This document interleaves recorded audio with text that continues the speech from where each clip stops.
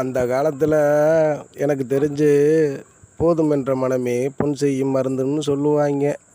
ஆனால் இந்த காலத்தில் பார்த்திங்கன்னா மக்களுக்கு போதும்ன்ற எண்ணமே வராது.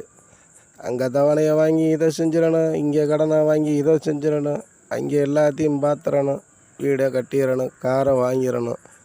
இப்படித்தான் மக்கள் ஒவ்வொன்றா யோசிச்சு படிப்படியாக முன்னுக்கு வர்றவங்களாம் இருக்காங்க. ஆனால் இருந்தாலும் அந்த போதுன்ற மனம் மட்டும் எவன்டையுமே இருக்காது.